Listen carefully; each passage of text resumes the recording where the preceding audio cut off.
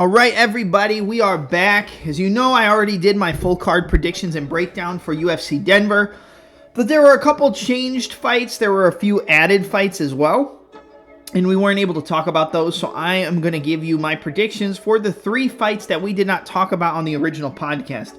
I'll put the link to my original breakdown in the description. It was obviously put up last week, the week where we didn't have any UFC fights. But yeah, I mean, let's kick it off with the first fight up with Jasmine Jasudavicius versus Fatima Klein, the Archangel.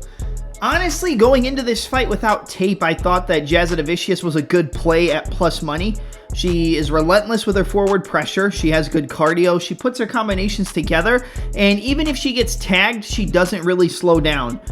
But when I went and watched tape on the Archangel, I actually think Fatima Klein is going to win this fight.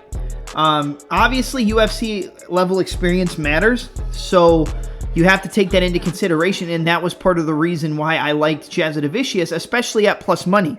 She was a bigger favorite against a girl who I believe to be better in Viviane Araújo, and now she's coming into this fight as an underdog. But I watched a couple fights of Fatima Klein. I watched her grappling tournaments. She's very good at finding a way to take the back. She puts the body lock in. She jumps and gets her hooks in, goes for the body triangle. She transitions on the ground very well, and her striking is very clean. She's a much cleaner striker than Jasmine Jasudavicius. Jasudavicius wins based off, like I said, that forward pressure and that volume, but the technical striking of Klein is very good. She finds her openings, she lands good counters, she switches stances, can land body kicks from orthodox and southpaw. She'll switch stances mid-combination. Her straight punches are very good. She doesn't really throw out of her frames. You know, she kind of throws right down the middle. She'll turn those hooks over. She'll finish her combinations off with kicks. She's a very well-rounded fighter, and in my opinion, she's a much more well-rounded fighter than Jasudavicius. So I understand why she's coming in as a favorite. I did have a parlay put in with Jasudavicius at plus money. I ended up cashing that out and taking the money back. I don't like Jasudavicius as a play anymore.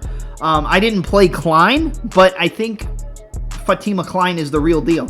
Now, we obviously don't know because she hasn't competed in the UFC. She's a CFFC champion, and I think she's going to show out in this fight. She's much cleaner than Jasudavicius. She has a more well-rounded game than Jasudavicius. It's just, can she keep up that cardio midpoint of the second round and into the third round? That's really where the biggest difference is going to be in this fight. Will she be able to keep up the pace? Will she be able to keep her distance and range? She's also very good at managing her range and distance. She pops her shots off. She throws the kicks from the correct distance, and she can close the distance and go for takedowns of her own. I think she's the more well-rounded fighter in every aspect aside from the cardio, but if Klein doesn't slow down, I think Klein wins this fight. Would I be surprised if Jasudavicius wins? No. I mean, UFC level experience, it obviously means something, but I'm going to go with the newcomer in Fatima Klein, the Archangel, to win this fight. I think she wins via a late TKO. I know Jasudavicius is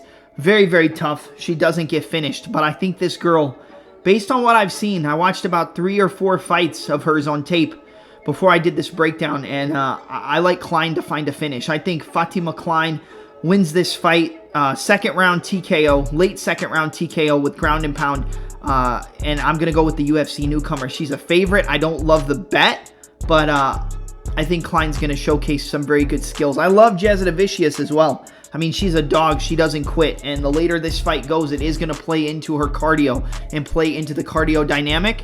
But my pick's going to be Fatima Klein, late second round TKO over Jasmine Jasudavicius. The next fight up that we're going to break down is in the bantamweight division.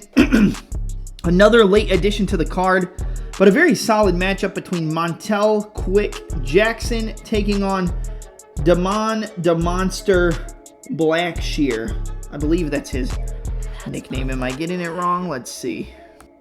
Yes, the Monster. Damon the Monster Blackshear. I think that this fight is pretty close. I wouldn't say it's 50-50. I think the sharper, more technical fighter is Montel Jackson. He moves very well. He doesn't ever really get out of his stance. He throws his punches not super technical, but his straight is pretty good. He's got a powerful jab from that southpaw stance.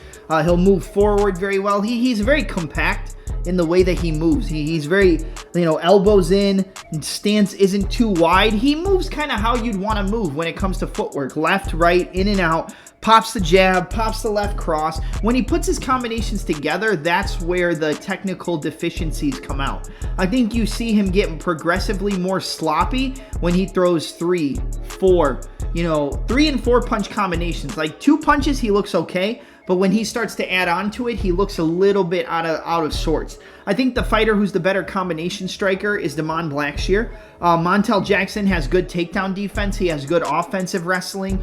Can change positions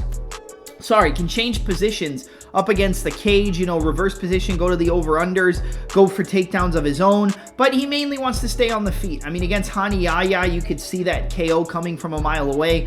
Same with the Victor Henry and Hani Yahya fight. If he can't get you down, if he can't get into the top position and try to submit you, he's going to lose because he doesn't have the greatest defense and he's not a very durable fighter. I think a lot of people could see that KO coming from Montel Jackson. Jackson also beat Julio Arce via decision. That's a pretty good win. Arce's had a little bit of a rough patch lately in his UFC career, but Arce is very good. He's very crisp. He's very technical. His combinations flow very well, and he's very powerful. His boxing is solid. His boxing is crisp. Kicking game is very good, and he has jiu-jitsu off of his back as well. We saw that Jackson was able to defend submission attempts after he dropped Arce with a jab. That's why I think the straight punches are going to be the best weapons for Montel Jackson, staying in his stance, popping the jab, popping the 1-2. But when they get into combination striking, I think Damon Blackshear is better. I think Blackshear puts combinations together better. I think he can mix it up better between his punches and his kicks. I think that he has the grappling and the wrestling to be able to take down a guy like Montel Jackson. And even if he can't get the takedowns and he gets takedowns stuffed and, maybe he can't really use the wrestling that successfully when it comes to offensively, I think he can put out more volume than Montel Jackson. I think that's the biggest key for me in this fight, in siding with the underdog in Damon Blackshear, because I think he can put those 3 or 4 punch combinations together. He can put 3 or 4 shot combinations and finish off with kicks. He has the wrestling he can go to. He might not be super successful with it, but he can use the wrestling to move his way up to the body lock, push Montel Jackson up against the cage, striking off the break. I think he puts more volume out there, and I think that's the biggest thing I notice when I look at a guy like Montel Jackson. He might be the technically cleaner fighter in terms of picking his shots. He might be better in terms of picking the shots that he wants to execute, but he doesn't throw enough volume. And I think that in this style of fight, I don't necessarily see a KO coming from either side. I think if there is a knockout, it probably comes from Jackson because we have seen him showcase power. But just because you knock out Hani Yahya, that doesn't make me think you can finish a guy like Blackshear. And we saw Blackshear slow down against Mario Bautista, but I mean, look at how good Bautista looked against Ricky Simone. And then you look at the fact that Damon Blackshear went into that fight on short notice and still was able to get some offensive wrestling going. I think if you're able to take down a guy like Mario Bautista, I think you're able to get takedowns on a guy like Montel Jackson. And I think with the pace, with the multi-shot combinations, with the takedowns, with the aggressive wrestling, and just the overall output and volume, I think that's really what's going to plague Montel Jackson in this fight. So I'm going to take the underdog in Damon Blackshear. He's at plus 125, plus 130. I like Damon Blackshear to win this fight by decision. I'm going to go 29-28 unanimous decision for Damon Blackshear. Even though I think the more powerful striker is Montel Jackson, I don't think he's going to be able to hurt Damon, and I think Damon's going to outpace him, outwork him, and outvolume him over 15 minutes. So give me Damon Blackshear, the monster, to come in and get the job done. 29-28 unanimous decision. All right, and the final fight we're going to break down, it's my most anticipated late addition to the card. In the lightweight division, you have Drew Dober taking on the UFC newcomer who's coming off of that second round knockout over Charles Jourdain at UFC 303 in Gene Silva. What is his nickname? Lord something? Let me see. Gene Silva. Lord Gene Silva. Okay. Listen, I think that this fight is very good, and I'll tell you right now, I jumped on Gene Silva when the line opened up at a plus 130. Now he's like minus 110, minus 115. So I definitely beat the line movement, and the minute that this fight came up on DraftKings or FanDuel or whatever, I jumped on Gene Silva as the underdog, and I really like him in this spot. A lot of people are going to sit here and say Gene Silva hasn't fought the level of a Drew Dober. That's true. He hasn't fought a striker who hits as hard and is as technical as Drew Dober. That's also true. But the performance he was able to put on against Charles Jourdain. Now, do I think Jourdain is on the same level of a Drew Dober? No, absolutely not. Do I think that Jourdain is, you know, an easier fight than Drew Dober? Yes, because he's been much less consistent in his UFC career. But I mean, Dober's 2-3 in his last 5 fights. He got KO'd by Matt Favola, and he got hurt multiple times in the fight against Brad Quake Riddell.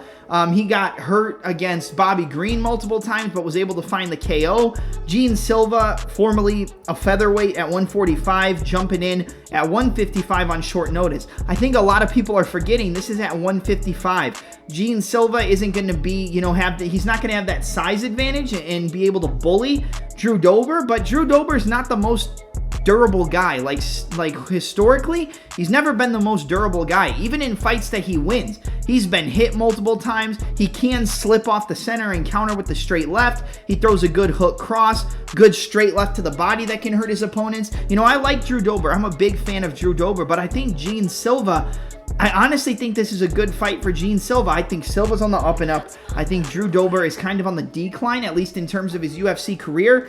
And even though he got that KO victory against Bobby Green, he was getting pieced up. He was getting destroyed in that fight. Now, I think Bobby Green is much faster than Gene Silva, but Silva just kind of has no regard for his opponents. And you don't want to walk into shots from Drew Dober, because Dober can hit you on the chin and put you down. But I think Gene Silva comes into this fight, and I think he can finish a guy like Drew Dober. Now, I was on Silva against Jourdain. I explained my reasons why. Like I said, I think this is a much more dangerous fight. I think that Silva has to be more calculated and can't just rush in with no regard for Drew Dober, because he will get hit with that straight left hand. He will get countered with that check right hook. He will get hit with some body kicks, but I kind of feel like the disdain of Gene Silva and the fact that I think Drew Dober's kind of on the downward side of his career. I know he's got some wins and he's looked really good in some spots, but he's looked not so good in other spots. And I think Gene Silva is going to come in here and beat one of the veterans of the UFC.